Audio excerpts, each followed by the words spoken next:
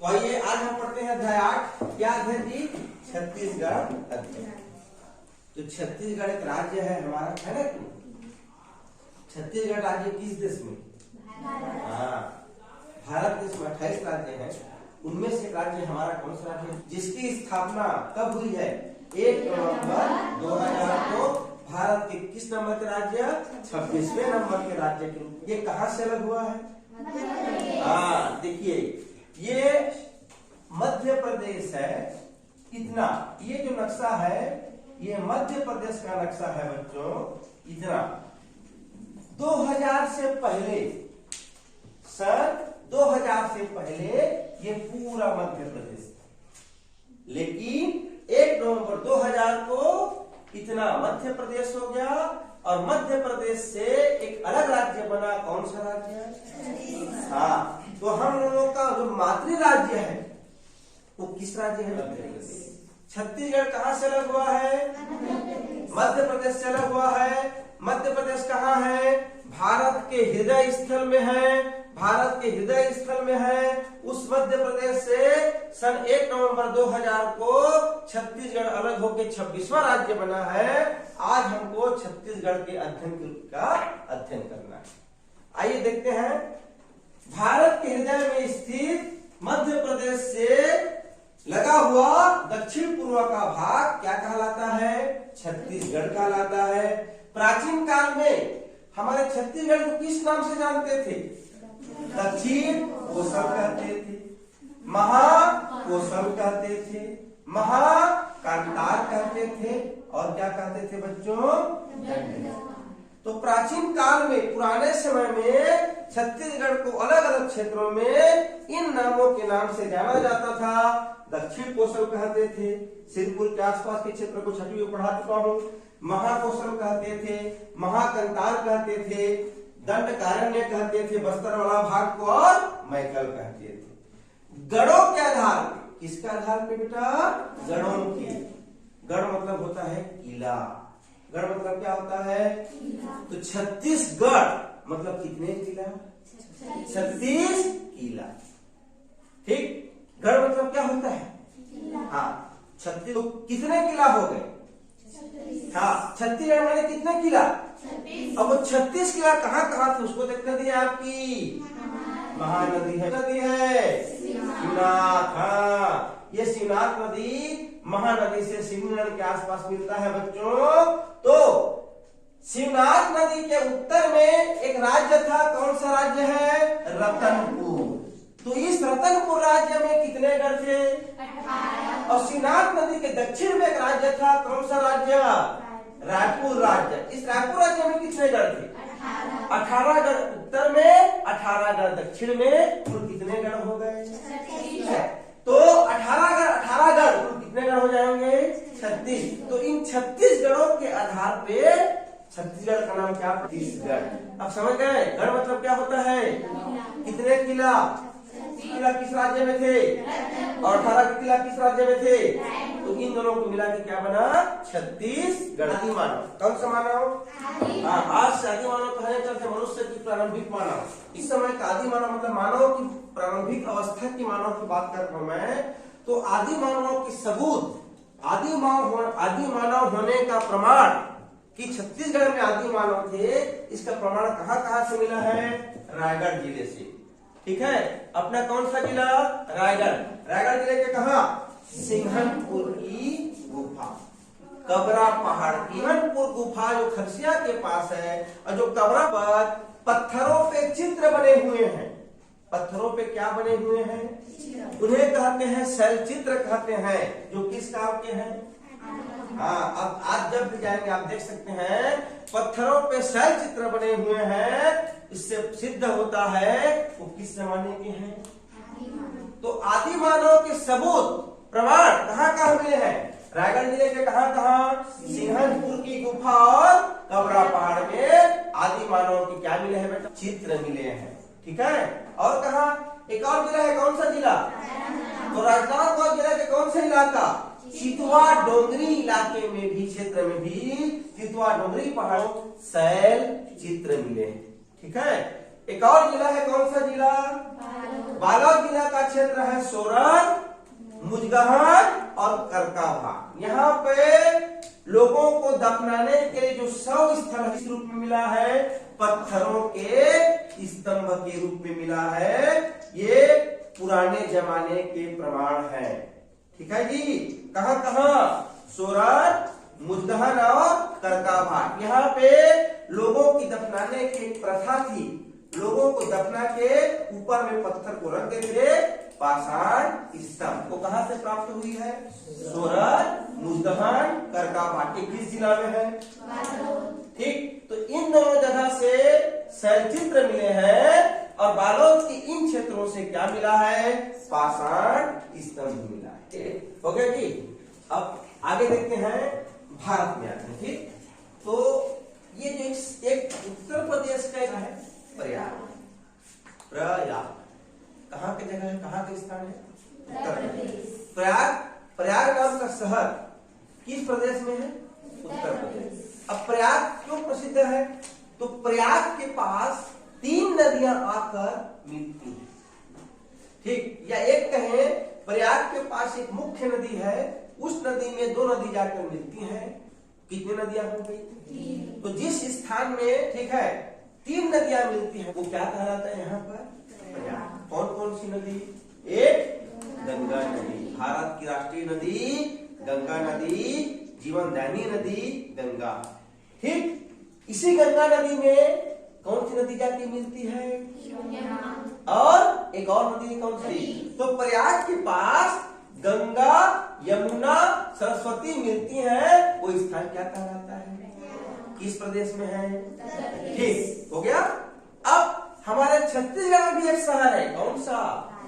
राजिम। राजिम शहर से होकर एक मुख्य नदी कौन सी गुजरी है? तो सियावा पर्वत कहाँ से निकलती है? धमतरी से। इस राजिम शहर में 2 नदी और मिलती है। एक कौन सी? पैरी, दूसरा कौन सी? तो राजिम के पास कितने शहर नदी होगी? कौन कौन सा? महानदी, पैरी और कौन सा? कितनी नदियां हो गई भी?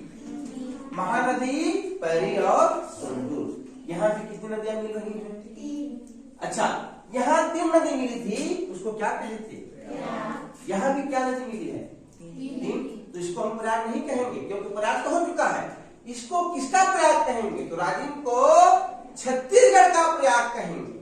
कहाँ का प्रयाग कहेंगे? हाँ। प्रयाग के पास कितनी नदी मिली? कौन कौन सा? गंगा, यमुना, सरस्वती। राजिम के पास कितनी नदियां मिल रही है? महानदी, पैरी और सुंदूर। तो इसको प्रयाग नहीं कहेंगे, प्रयाग तो एक ही है। तो इसको कहाँ का प्रयाग कहेंगे? छत्तीसगढ़ का प्रयाग कहेंगे। हाँ। तो राजिम को क्या कहते हैं बच्चों? छत्तीसगढ़ का प्रयाग तीर्थ कहते हैं। क्योंकि राजिम के पास कौन कौन सी नदियां मिलती हैं जी? महानदी, पैरी और सुंदूर। आगे बढ़ते हैं। गांव के पास, राजिम में आसपास एक गांव है, पांडुका गांव। कौन सा गांव? तो पांडुका गांव में सिरकिट्टी में, पांडुका गांव के आसपास एक क्षेत्र है सिरकट्टी, वहां पर किसका अवशेष मिला है? नदी पर बने बंदरगाह का अवशेष। किसका अवशेष मिला है? नदी पर बने बंदरगाह का। अब बंदरगाह क्या होता है जी? जहां पर समुद्री जहाज आकर रुकते हैं, उनके माल को उतारा जाता है, फिर माल को भेजा जाता है। अच्छा, भारत के कितने राज्य समुद्र को छूते हैं? 9 राज्य। कौन कौन सा? गुजरात, महाराष्ट्र, गोवा, कर्नाटक, केरल, इधर बंगाल खाड़ी में तमिलनाडु, आंध्र प्रदेश, उड़ीसा। तो कितने राज्य? 9 राज्यों में क्या होंगे? बंदरगाह होंगे। तो बंदरगाह कहाँ होते हैं? समुद्र में। बंदरगाह कहाँ होते हैं? समुद्र में। बंदरगाह के पास जहाज आकर रुकती है, बहुत बड़े बड़े जहाज। तो ठीक वैसा बंदरगाह किस गांव के आसपास प्राप्त हुआ है? पांडुका गांव के आसपास। कौन सा क्षेत्र? सिरकट्टी में नदी अवशेष प्राप्त हुआ है, बंदरगाह प्राप्त हुआ है। इसका अर्थ क्या है? प्राचीन जमाने में नदी के द्वारा, ठीक है, सामानों को क्या करते थे? लाते थे और ले जाते थे। ओके, आगे बढ़ते हैं। इस महानदी में इस महानदी में नाव परिवहन होता था। कहाँ तक? और संबलपुर कहाँ है? उड़ीसा में। देखो लिखा है नदी जल मार्ग द्वारा। कौन से मार्ग? नदी के द्वारा, नदियों के जल मार्ग द्वारा महानदी से संबलपुर क्या होती थी? यात्रा होती थी। ठीक है बच्चों? हाँ। छत्तीसगढ़ में कितने जिले हैं जी? कितने संभाग है? कितने जिले हैं? 33। संभाग कितने हैं? 5। तो उन 33 जिलों में एक जिला है, सरगुजा संभाग का एक जिला है। कौन सा जिला? सरगुजा।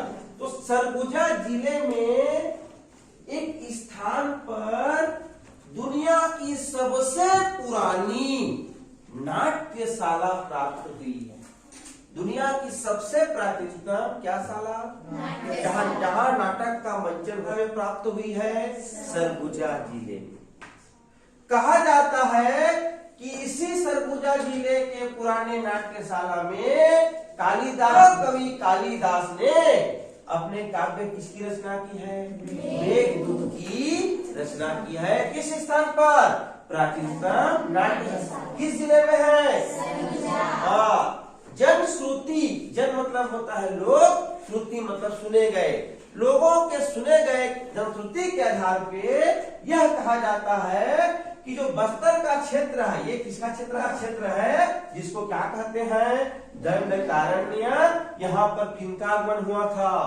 भगवान राम का आगमन हुआ। छत्तीसगढ़ में सीता बेंगरा की पहाड़ी, रामगिरी की पहाड़ी, सीता बेंगरा और रामगिरी जो स्थान है वो किस काल से है? रामायण और महाभारत काल से संबंधित। अब यहाँ पर क्वेश्चन आएगा, प्राचीनतम नाट्यशाला किस जिले में है? वहाँ पर किस कवि ने अपनी काव्य रचना की? काव्य का नाम क्या है? दंडकारण्य किस क्षेत्र को कहते हैं?